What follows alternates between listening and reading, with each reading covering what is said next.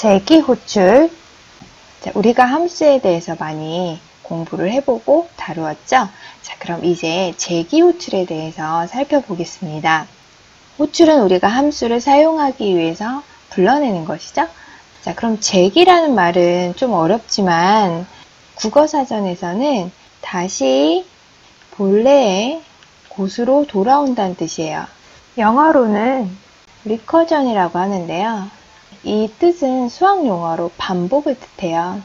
자, 그래서 이 제기를 우리가 공부하다 보면 이 두 뜻을 모두 아우르고 있어요. 자, 함수는 내부에서 자기 자신을 호출할 수 있어요. 함수를 이렇게 정의해서 내가 f1이라는 함수를 정의를 하면은 이 중간에 막 내용을 실행하다가 다시 내 이름을 이렇게 불러낼 수 있다는 뜻이에요. 자, 호출을 한다는 거죠. 이것을 비유하자면 마트료시카라는 러시아 인형을 생각할 수 있어요. 이 보시는 바와 같이 큰 인형 뚜껑을 열면 그 안에 똑같은 인형이 또 있고, 또 그 뚜껑을 열면 더 작은 똑같은 인형이 또 있고, 또 있고, 또 있고, 또 있고, 또 있고 해서 더 이상 인형을 넣을 수 없을 때까지 작은 인형이 나오잖아요. 그리고 다시 이 인형을 포장을 한다 하면 요 속에 다시 넣고 해서 완성된 하나의 인형으로 만들 수 있잖아요. 제기호출의 사용이 이와 같은 개념입니다. 프로그램을 통해 문제를 해결할 때 어떤 문제가 동일한 형태인데 그 범위를 좀 줄일 수 있는 거예요. 우리가 일반적으로 문제를 해결을 할 때 작은 문제로 해결을 할 수 있으면 이 작은 문제를 해결하게 되면 결국에는 어떻게 되는 거예요? 큰 문제를 해결하게 되는 거잖아요.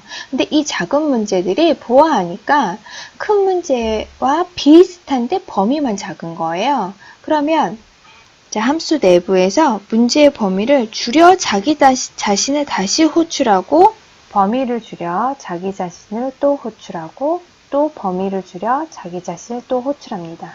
그리고 더 이상 문제가 작아질 수 없을 때까지 이 작업을 반복하게 됩니다. 주의사항은 리커전은 자기 자신을 연속적으로 호출하는 것이라 내용이 반복을 하게 됩니다. 우리가 반복하면 for와 while이 있었잖아요. 이 for와 while을 쓸 때 선생님이 주의하라는 게 무엇이었죠? 무한 반복을 피하기 위해 종료 조건을 잘 생각을 해줘야 된다고 했잖아요. 제기호출도 마찬가지로 무한으로 나를 무한히 호출하지 않게 종료 조건을, 나를 더 이상 호출하지 않는 종료 조건을 잘 생각하면서 제기호출을 사용해야 합니다. 제기호출되는 과정이 처음에는 상상이 안 될 수도 있어요. 하지만 너무 겁먹지 않고 그 과정을 하나하나 따라가면서 살펴보면 이해가 되실 겁니다. 제기호출은 수학의 수열과 아주 궁합이 잘 맞습니다. 자, 여러분 팩토리얼 문제가 있어요. 5 팩토리얼 하면 5, 4, 3, 2, 1 이렇게 곱한 거잖아요. 즉 이렇게 되죠. n부터 해서 계속 n-를 해서 1까지 곱하면 되는 거잖아요. 그거를 프로그램 코드로 본다 하면 어떤 수를 입력을 했어요. 그럼 팩토리얼 기본으로 1을 해준 다음에 for문을 돌려서 레인지가 1에서부터 n 플러스 1을 하게 되면 1에서부터 n까지의 수를 발생하잖아요. 그럼 이것이 A에 들어가면서 어떻게 됩니까? 처음에 A가 1이 되면 팩토리얼에도 이것 때문에 1이 되었다가 이 부분 수행을 해서 1과 1이 곱해져서 다시 1이 들어가게 되죠. 1이 들어가고 A에 2가 들어가게 되면 현재 1과 2가 곱해져서 팩토리얼에는 2가 저장이 되고 A가 3이 되면 팩토리얼 곱해져서 6이 되고 이러한 형태로 계속 언제까지 하게 되는 거예요? n까지 하게 되는 거죠. 그러면 이러한 연산이 이루어지고요. 이러한 과정을 제기호출을 이용해서 구현해 보겠습니다. 프로그램의 순서를 생각해 보면 당연히 사용자로부터 입력을 받을 거예요. n을 입력을 받고 이거는 할 수 있겠죠? 쉬워요. 두 번째, 큰 수 팩토리얼에서 작은 수 팩토리얼 문제로 쪼개서 호출을 할 거예요. 자, 그럼 팩토리얼 함수 내부에서 해야 할 일이에요. 자, 세 번째로는 가장 작은 수 팩토리얼로 쪼갤 수 없는 경우 함수를 종료할 거고요. 자, 그러면 2번과 3번은 팩토리얼 2를 하는 함수에서 같이 하는 일이고 이 결과를 출력해 볼게요. 좀 핵심은 그러면 2번과 3번이 지금 우리에게 제일 어려운 난코스가 됩니다. 자, 그러면 2번, 3번을 한번 같이 생각을 해볼게요.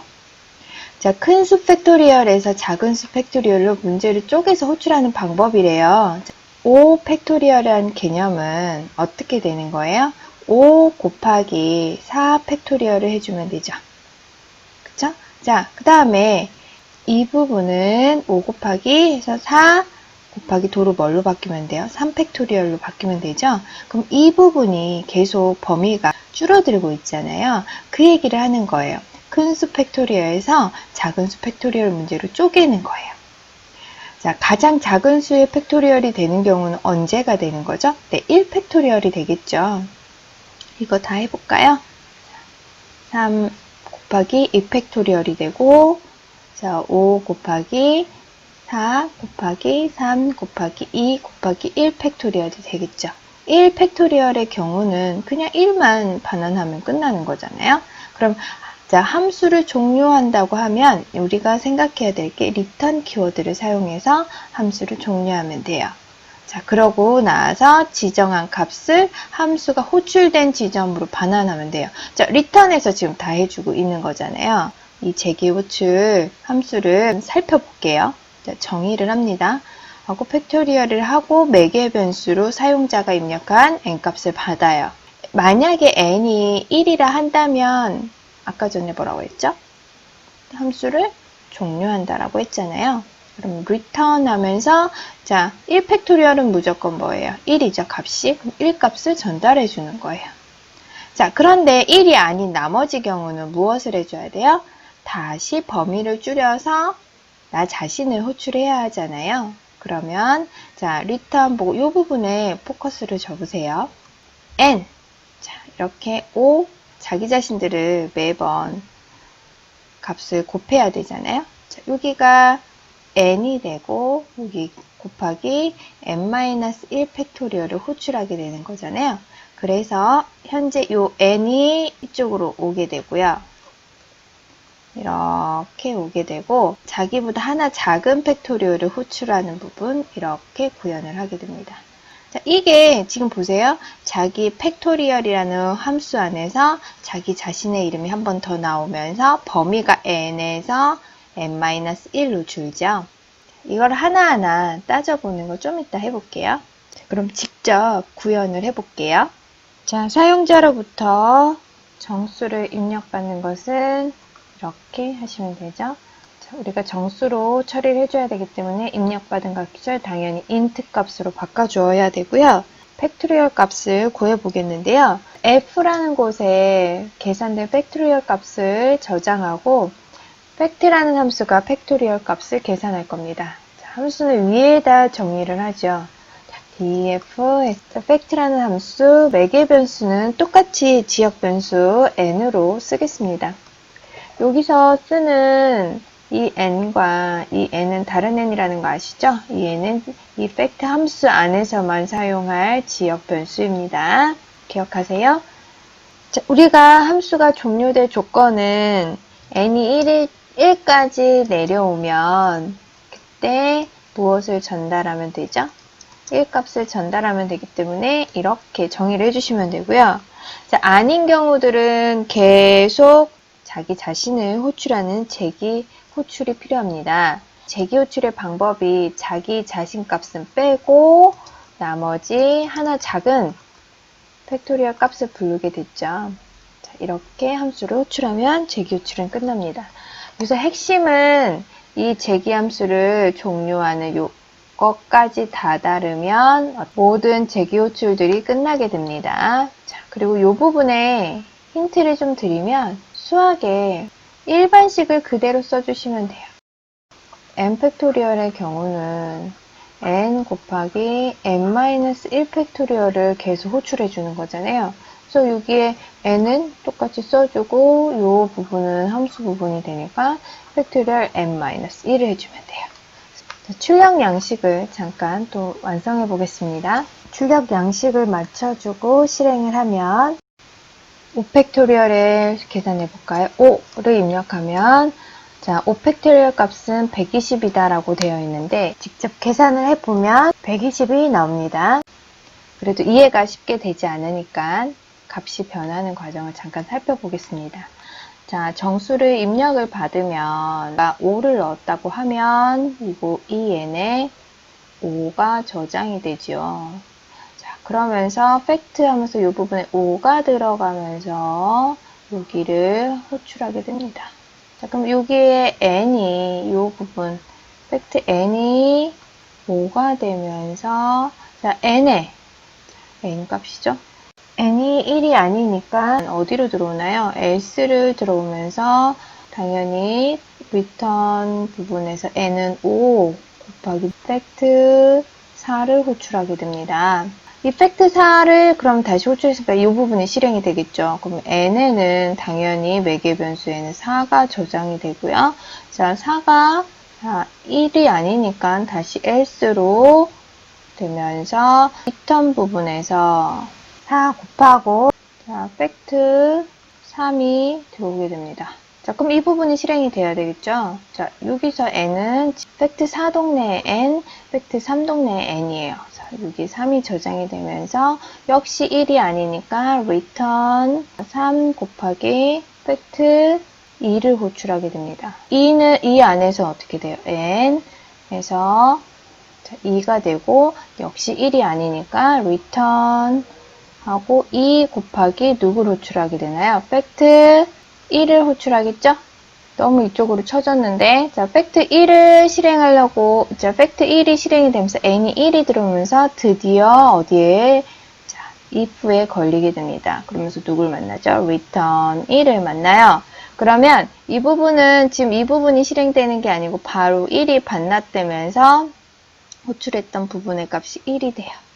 자, 그럼 2와 1. 자, 1이 끝난 거예요. 그러면 2와 1이 다시 곱해지면서 2가 되죠. 이 값은 어디로 복귀를 합니까? return을 만났으니 복귀를 해야 돼. 어디로? 호출했던 여기로.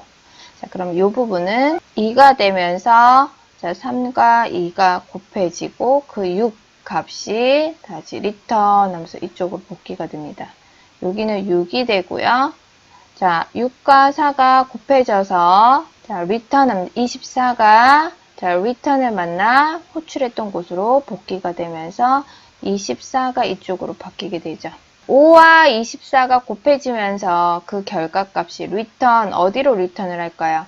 팩트 5가 호출된 지점은 이 지점이에요. 그럼 이 지점으로 5와 24가 곱해져서 120이 바뀌게 되죠. 그럼 F에는 120이 저장이 됩니다.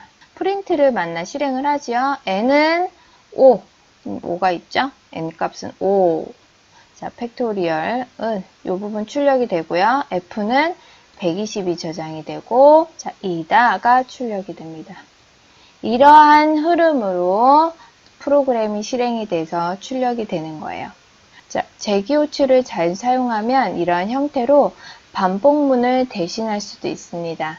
자, 반복문이 이해하기 편할 때가 더 많아요. 하지만 코드를 줄인다거나 하노이의 탑 같은 또는 프랙탈 같은 경우는 재기함수를 이용하는 것이 훨씬 더 코드가 간결해집니다.